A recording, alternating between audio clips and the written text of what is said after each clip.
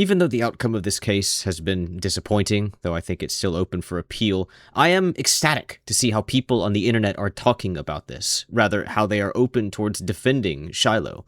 Not long ago, this would have been a whisper behind closed doors, publicly discredited as white supremacy, ooh, and now we can speak freely.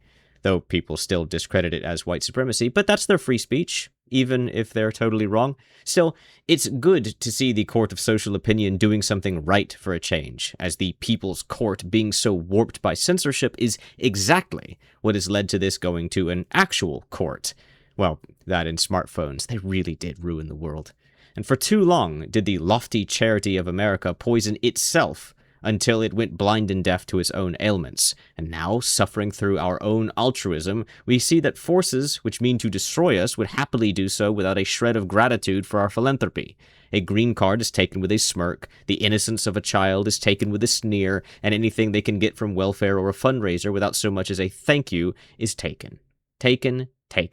I'm sure anyone who's watching this already knows the story of Shiloh Hendrix, but for the sake of it, a white woman was enjoying a day at the playground with her kid up until a boy whose age differs from 5 to 10 years old, depending on who's telling the story, a boy with an ankle monitor starts stealing from her. Now, it was a medical ankle monitor, but it was still issued by the police in order to track him, which his parents apparently didn't use, but how the hell is Shiloh supposed to know this? Similarly, leftists love to defend this kid because he's apparently autistic. But who the hell isn't these days?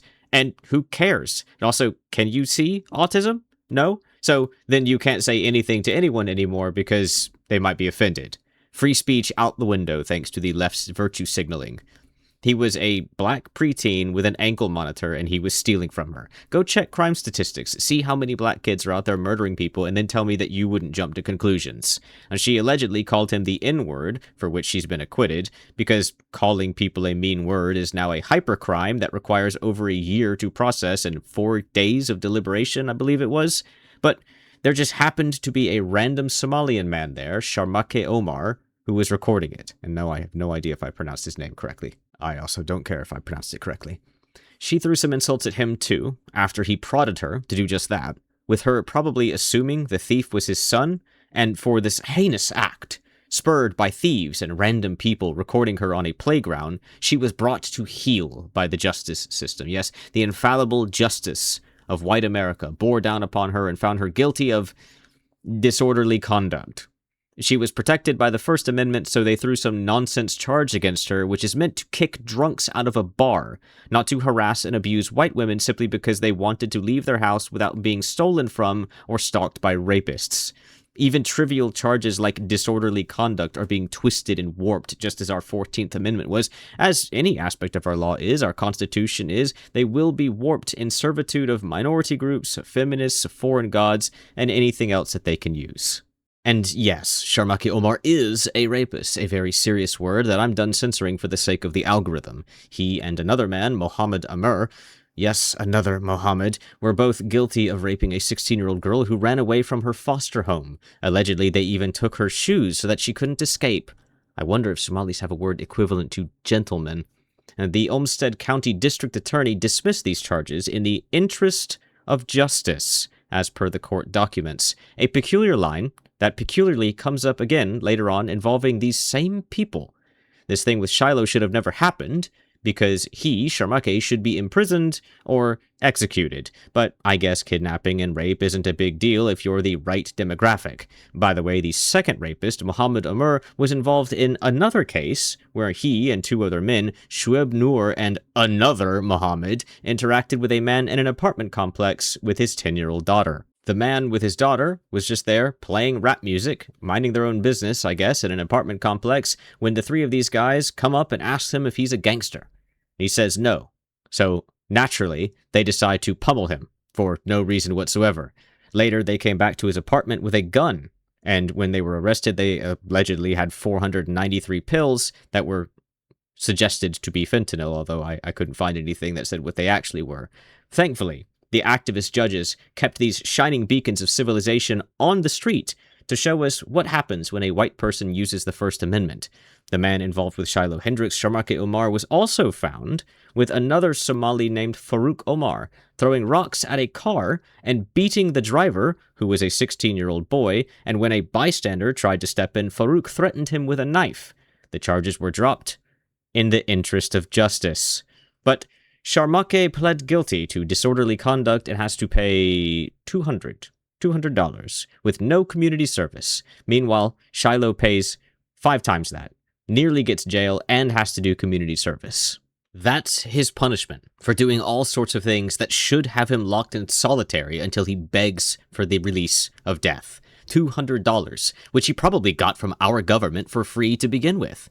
Can you even imagine being kidnapped and gang raped and the person caught being given a slap on the wrist, just being said, well, in the interest of justice, we have to let them go, simply because he's a black immigrant? Can you imagine being randomly beaten by people and knowing that they're going to get away with it because your country is infected with anti-white racists at the highest levels? Sharmake followed Shiloh around, recording her, and demanded her to explain her actions. At least that's the way the leftists put it. Meanwhile, he's a rapist who threatened people with a knife. Well, Farouk threatened them, but he was there beating people and throwing rocks at their cars. And that's the equality that's coming to a woman near you if you keep the borders open. Random immigrants stalking you and goading you, recording you and suing you. He even stated that he was going to post it on the internet for the intent of canceling her.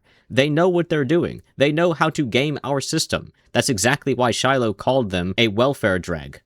This is what our future is unless activists are removed from office. And let's make sure to keep this in mind. He was an immigrant.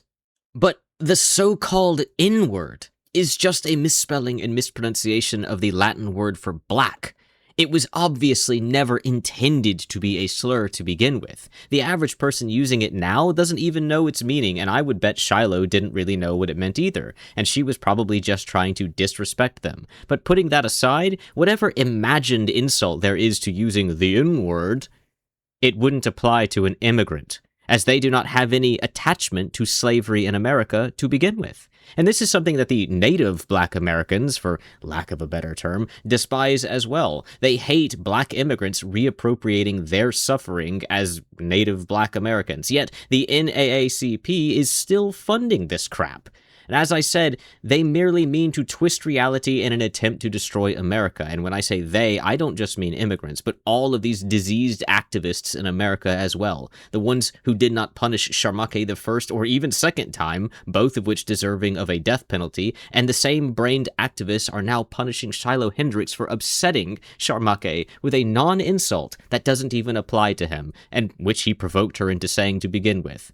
Like I said, they know how to game the system. I'd bet his eyes turned to dollar signs the second he recorded her saying it. Let me just play a quick excerpt from the lawyer, who sounds like he could rave for days about this, and trust me, I empathize, just to get a vibe for how outrageous the case is from the point of view of someone who actually understands the law. With the verdict itself, let's make something clear here. Let's make something very clear. She's acquitted, not guilty, right? Not guilty with the child. The state reads a 5-minute victim impact statement about the child? She was acquitted about the child. She's convicted on the count involving the cameraman, who they never called to testify. Keep this in mind. They never called the cameraman to testify. This judge prohibited us from telling the jury that Shire Jamali, had a GoFundMe page, $340,000. He testified that it was done in May last year, done. That's not true. There's a link on the bottom of the page that goes to another open account.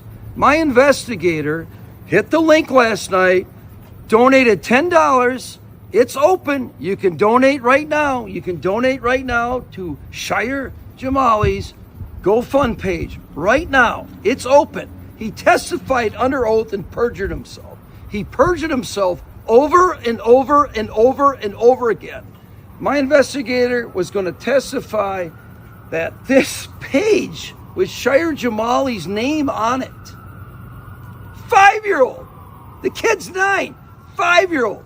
$340,000 he raised. The judge would not let me show it to a jury. Sorry. The judge would not let me show it to the jury.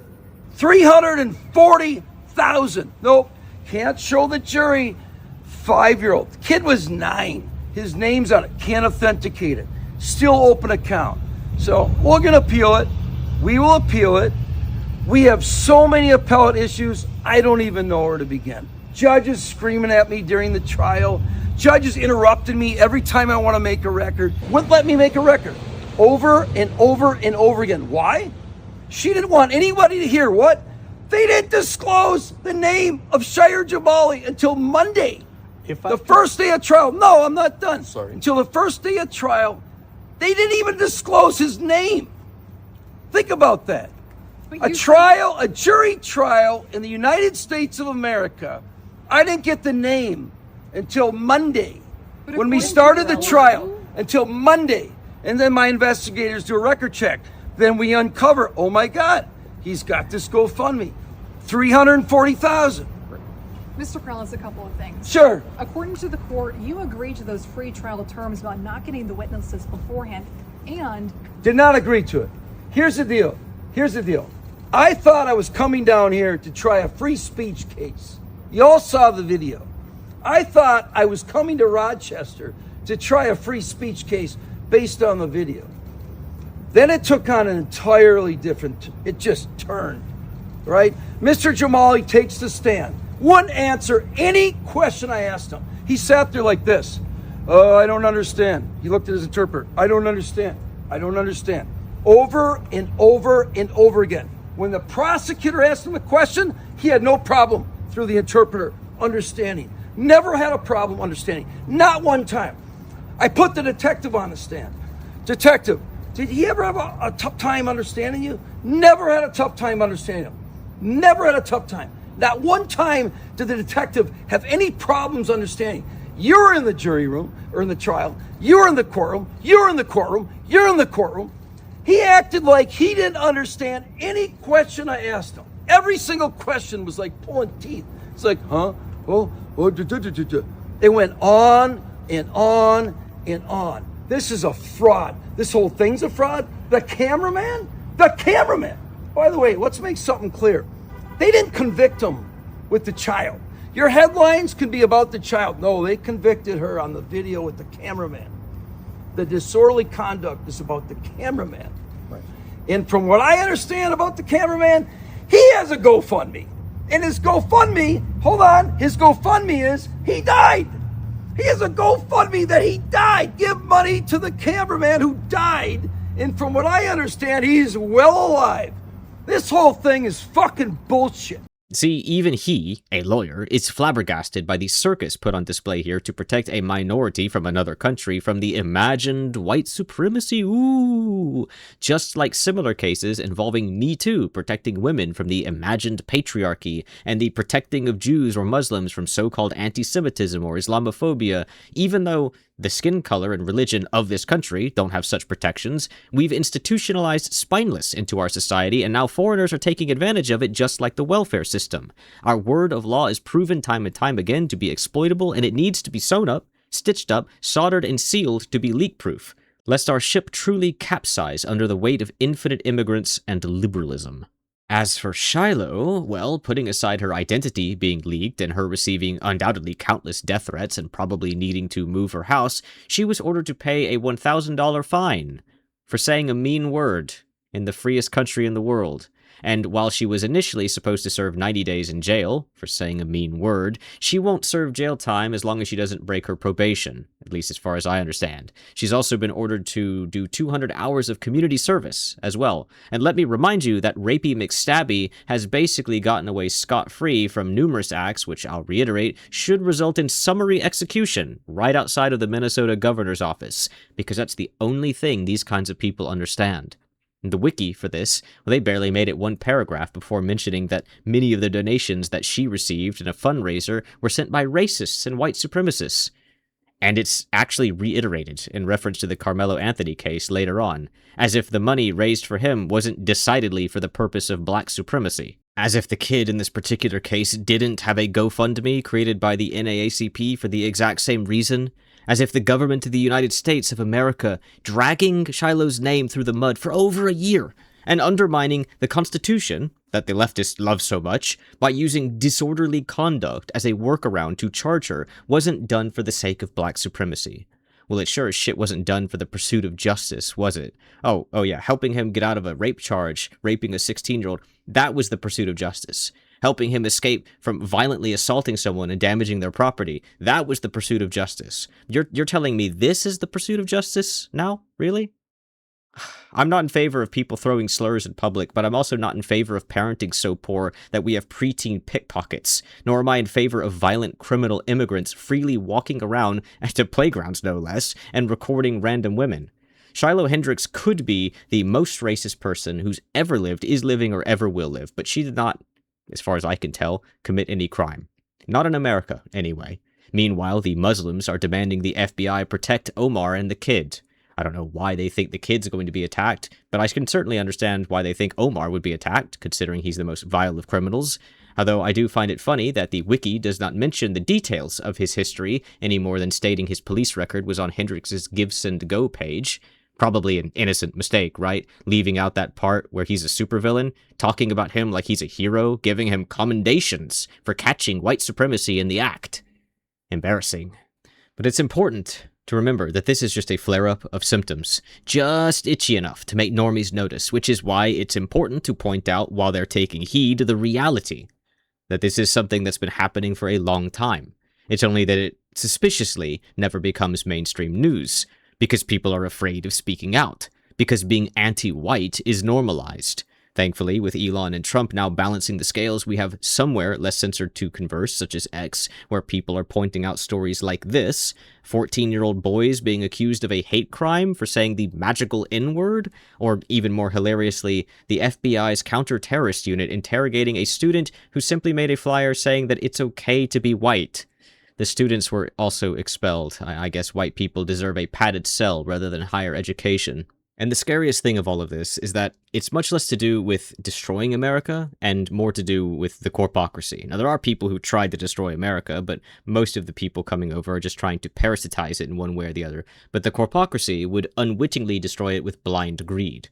Even schools now operate on optics, especially universities, which rely on donations and grants and studies, and that's our higher learning, where people learn to have good optics. They learn to open the borders. Needless to say, things like Hollywood and Disney World are no different. Capitalism isn't to fault, but the blind greed of the corpocracy is. They'll ruin the country chasing a dollar bill down a rabbit hole that leads to nowhere. The ones paying the bills are not Somalians, and the corpocracy should keep that in mind. Just as everyone thinking that they can bully white people in their own countries should remember the why and the how that white people gained that power to begin with. It was not gifted by God, it was earned, and whatever power is stolen from white people will be meaningless when you're too weak to lift the blade. This is proven every time a colony wins independence and then crumbles into disrepair. So, what exactly do you think will happen to America if this continues? Or to Canada? Or to Australia? Or to Europe? There are already empires of dust. For those who love them so much, let them stay there. A country should belong to its people, not to the thought police, definitely not to foreigners, and certainly not to criminals. Anyway, thank you for watching. If you enjoyed, please do the YouTube things, and justice for Shiloh. Hope she wins her appeal.